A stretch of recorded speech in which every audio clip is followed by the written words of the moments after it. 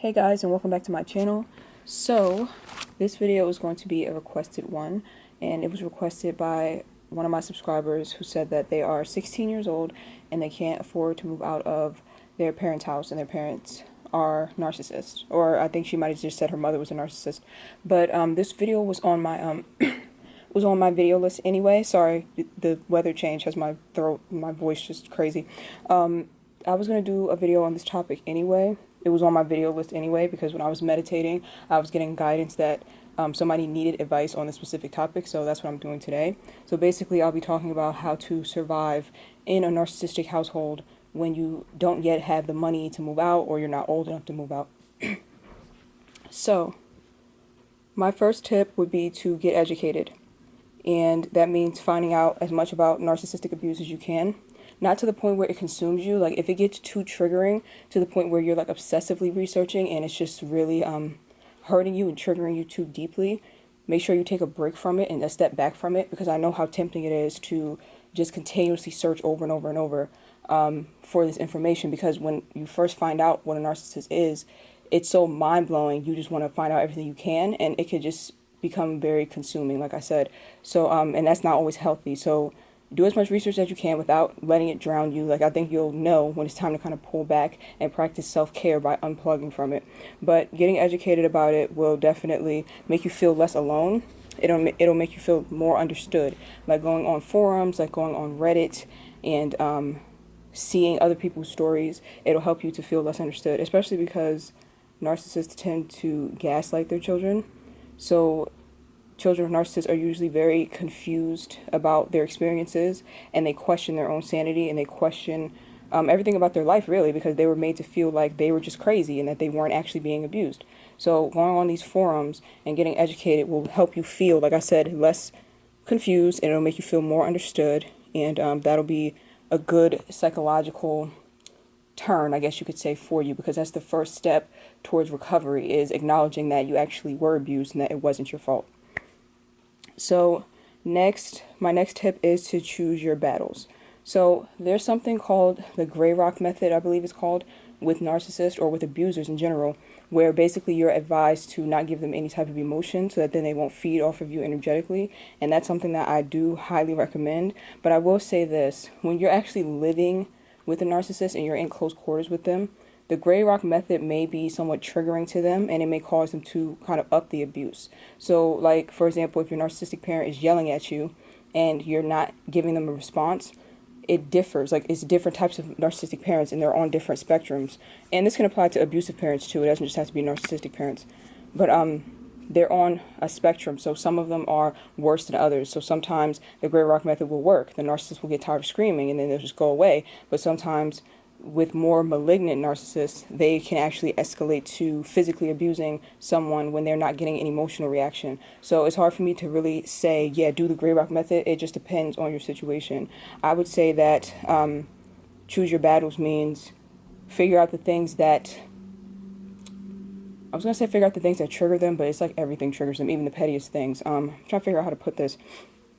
It's like, choose your battles wisely, meaning that don't go and confront them about certain things if you normally would.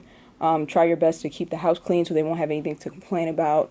It's like that. Like, and I know it's annoying to have to even live life that way, to have to be in your own house and to be constantly scanning the environment, making sure that nothing is going to cause a fight or an argument, because it shouldn't even be that way. But in the time being, it's more of like a survival skill. So choose your battles wisely.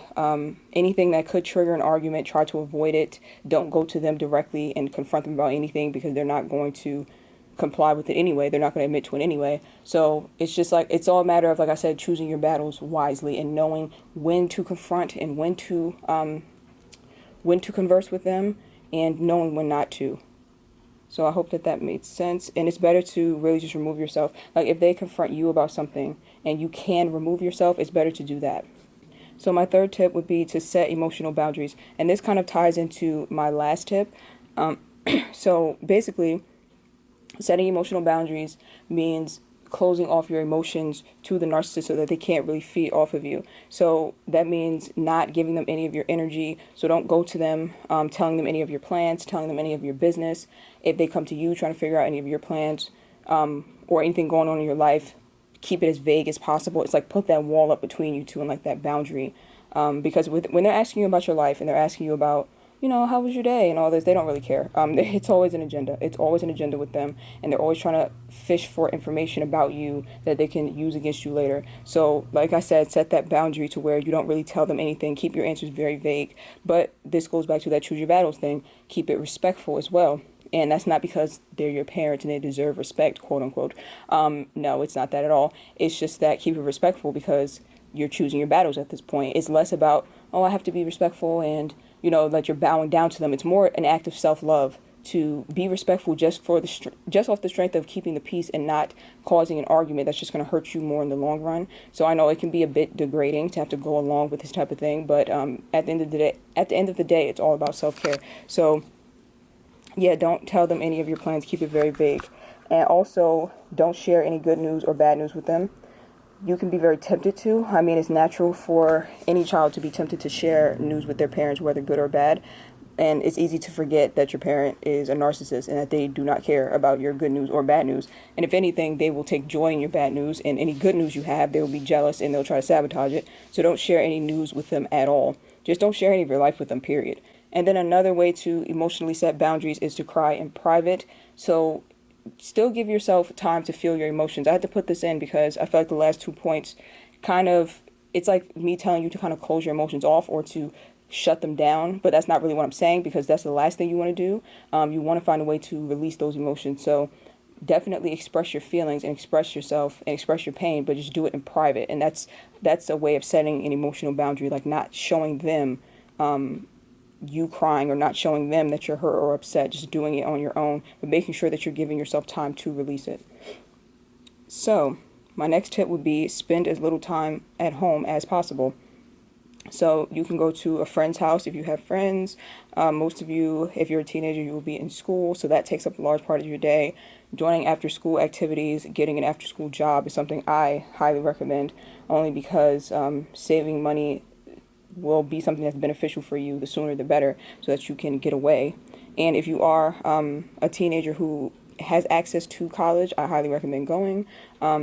And I'll link my video about how to escape or how to cut off your dysfunctional family. I mentioned something about it in that video, so I'll link that down below so that I won't have to get too much into it. But yeah, spend as little time home as possible. Like I said, friend's house, working, and this will be something that can actually be hard for children of narcissists because a lot of children of narcissists have PTSD from the abuse. I'm not a psychologist, a licensed therapist or anything, so I'm not giving you a diagnosis, but just from what I've experienced and what I've read, most children who have been abused by narcissists have complex PTSD. So it's hard to actually get up, work, function, find activities to do because your energy is always so drained, and it's like your soul is like broken almost. It's like your soul is like shattered. So it's hard to find passion in life. It's hard to do anything except for the things you have to do. You see what I'm saying? So you have to go to school, but you don't have to do an after school activity. So it'll be difficult. It'll be more difficult to join an after school activity when you just want to go home and escape and sleep. But you have to remind yourself also that this is something that you were groomed for as well. Narcissistic parents groom their children to be this way, to have lost like their lust for life, so that they don't have the drive or the energy to do anything else, and then they can stay under the narcissist household, under the narcissist roof, and then they can continue to be abused. So this is something to keep in mind. It won't be necessarily easy to get up and to do other things outside of the things that you have to do, like school, but you have to like push yourself and really remind yourself of the end goal, and the end goal is remaining healthy and staying away from narcissists as much as possible until you're ready to move out. So just keep reminding yourself that whenever you feel like you just don't feel like going to work, you just don't feel like, staying out of the house, just remind yourself that it's for your best interest, and in the long run, you'll thank yourself for it. So the next tip would be to find an outlet. So I briefly touched base on this in the other tip where I said to cry, because when I say an outlet, I mean releasing that pain, because children of narcissists, it's a special type of abuse, or it's a special type of pain, because it's not something that happens once. It's like some people experience traumatic events and it happens once, and then they have to take the steps towards healing from it after it happens. But with narcissistic abuse, or with abusive parents in general, it's something that happens every single day. It's something that, it's like pain is inflicted on us every single day for years and years at a time. So we need more than anything to find an outlet for that pain and not keep it stuck inside of us energetically. So I'd recommend, I wrote down a couple things actually that you can use as an outlet. The first thing I wrote down was the gym. Going to work out will definitely help to burn off some of that steam and to release some of that weight and some of that negative energy, and it'll also give you energy as well, because living in a narcissistic household, your energy is always extremely low and you're always drained, and that's because narcissists are energy vampires. So getting out of the house and going to the gym will definitely help, especially if the gym has like a punching bag that you can punch. That'll help you to release that steam as well.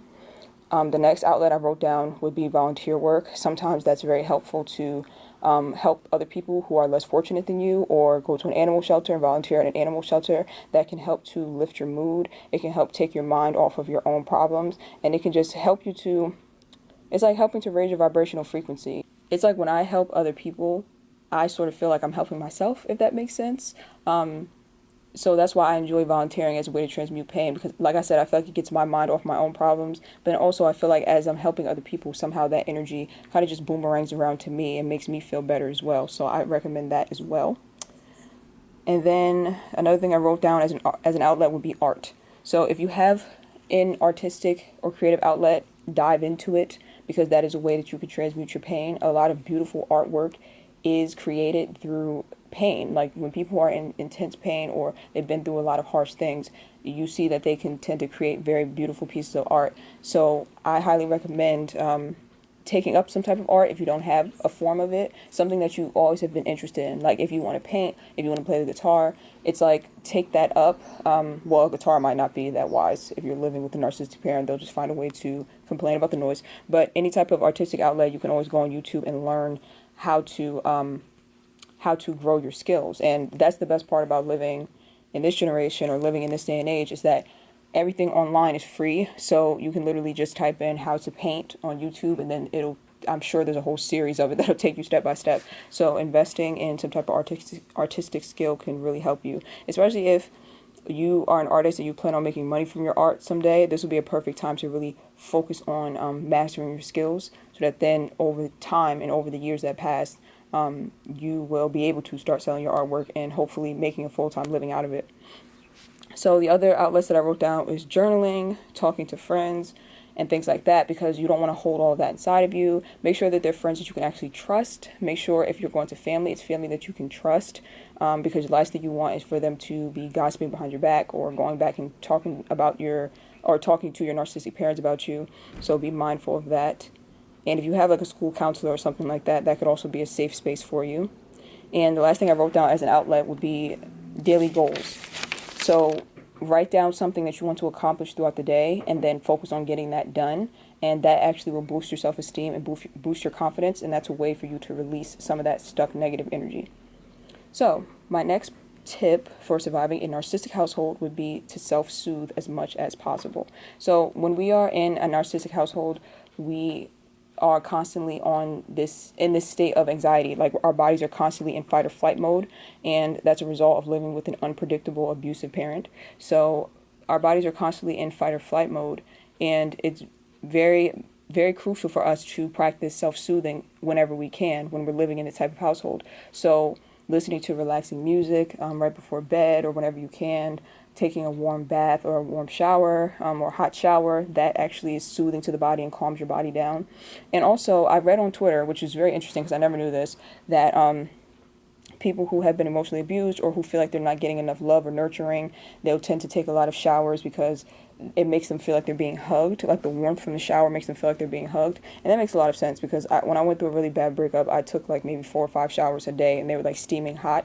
And I didn't understand why I was tempted to do that, but now I know why. So make sure that you are taking hot showers whenever you feel like you need to calm your body down, or a warm bath.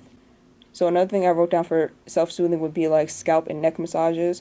Whenever I get like too worked up or my body gets too tense, I'll like melt shea butter in the microwave, and then I'll rub the shea butter on my neck and my shoulder blades and kind of give myself a massage. You can also do this on your scalp, give yourself a scalp massage, and that's a way for you to kind of calm your body down and relax yourself. Deep breathing and guided meditation are also great ways to self-soothe. So I like the 4-7-8 breathing exercise. I'll leave a link to that down below. It's basically just you breathing in for the count of 4, holding the breath for the count of 7, and then breathing out through your mouth through the count of 8. So it's in through your nose for the count of 4, holding for the count of 7, and then out through your mouth for the count of 8. And guided meditation, you can just type in guided meditation for relaxation on YouTube, and those will come right on up. So you can do that in the morning and before bed. And also, I come to find that affirmations are very self-soothing to me. So I have a video on how to reprogram your subconscious mind, and I talk about sleep hypnosis and how you can record your own voice and then listen to it at night as you sleep, and that will help to soothe your mind and to reprogram your mind. So you could get on your phone and record, I am loved, I am worthy of love, I am happy, I am peaceful, and record those on your phone, and then you kind of just play it on repeat as you sleep, and it'll be programmed into your mind. So I find that very soothing, and it helps me to start my day off right the next day. So my last advice would be more of the spiritual sense. I'm not sure what your religious beliefs are, but I'm just going to give you some tips, and you can take whatever resonates or whatever works for you. So personally for me, I like to pray and envision a white light around me for protection. So like early in the morning, waking up and praying to have a good day, and for God to protect me from any energy vampires, from any abusers, from anyone who wants to see me fall, anybody who wants to see me fail. It's like praying as soon as I wake up for that protection, saying quick words of gratitude for my life and for my health, and then envisioning a white light wrapped around me for protection. And then that should keep your energy sealed for the rest of the day, so that when people try to project, especially your narcissistic parents, when they try to project negative energy onto you, it will just bounce right off of you, and you won't absorb it. So I also recommend the sea salt scrub. So basically you will take some sea salt and you can scrub your body with it in the bathroom, or while you're taking a shower. I got this from, I've heard about this before, but I only really started using it when I started watching Aluna Ash 9D on YouTube. I'll link her channel down below. And she was talking about protecting yourself from energy vampires and negative energy, and she was just saying keep a cup of sea salt in your bathtub. Don't do this if you live with a narcissistic parent, because they'll just find a way to somehow complain about that. But you can just keep a cup of sea salt in your room, and then when it's time to take a shower, take it in the shower with you and just scrub your body, and that'll wash all of the negative energy off of you. And also, the last thing I wrote down would be to raise your vibrational frequency. So by that I mean practicing love. I'll link the vibrational frequency charts. I've linked it in a couple of my videos, but I'll put it up again, where I'm showing you like different frequencies. The lowest one being the feeling of shame, and the highest one being love and enlightenment, I believe. And when you raise your frequency, it's very hard for negative energy to absorb within you. It's very hard for anybody to throw their negative, like I said, their negative energy at you. And that's what narcissistic parents do. They're constantly throwing and hurling negative energy your way. So when you're raising your frequency, it's very difficult for that negative energy to stick to you. So by raising your frequency, I mean go where you feel most loved. So if you have someone who you love or they love you, and you feel loved by them, like whether that be friends, it could be a pet, it could be anyone really, spend as much time with them as you can, and that will raise your vibrational frequency. Also, leaning on God, I find, helps to raise my vibrational frequency, because to me, God is love. So when I'm leaning on God, I'm leaning into love. If you don't believe in God, maybe you can go into nature and appreciate nature. That raises your vibrational frequency as well. And most importantly, loving yourself. Constantly looking in the mirror and telling yourself, I love you, you're beautiful, you deserve better, you deserve peace. And really making eye contact with yourself and saying those affirmations over and over. And even if you don't believe it at first, because your self-esteem has been beaten down by your narcissistic parent, eventually it will start to stick to you. So it's constantly choosing to practice self-love every day, despite the fact that you're in an abusive household. So really just focusing on self, and really focusing on giving yourself that self-love to kind of counterbalance and counteract the negativity that your narcissistic parents are throwing at you.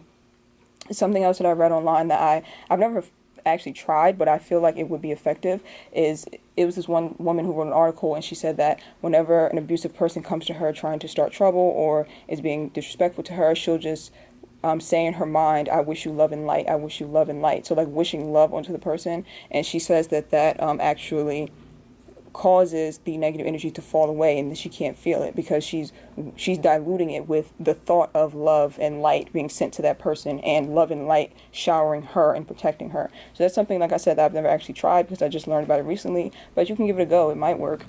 So that is it. I really hope that this was helpful. I will link the Cutting Off Your Dysfunctional Family video, like I said, down below, so that then you can see tips on how to actually start taking the steps towards moving out, because at the end of the day, no contact is always the best solution. So I thank you guys again so much for watching, and I hope it was helpful. Make sure you give the video a thumbs up if it was, and I will see you guys in the next one. Bye.